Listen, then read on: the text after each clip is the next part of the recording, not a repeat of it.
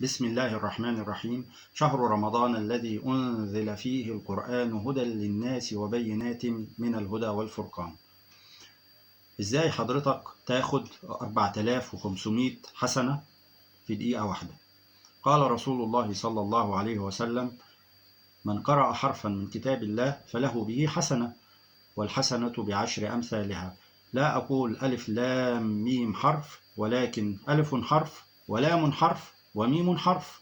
لما حضرتك تقرأ صفحة واحدة من القرآن الكريم فأنت كده بتاخد 4500 حسنة. يا سعيد، إزاي الكلام ده؟ هقول لك احسب معايا. حضرتك لما تقرأ صفحة واحدة فالصفحة الواحدة فيها 15 سطر، والسطر الواحد فيه ما يقارب من 30 ل 45 حرف.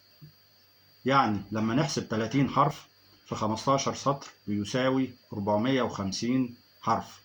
450 حرف يعني 450 حسنة. 450 حسنة في 10 أمثالها بيساوي 4500 حسنة. ورمضان شهر مبارك بتضاعف فيه الحسنات، وربنا عز وجل كريم يضاعف لمن يشاء بغير حساب.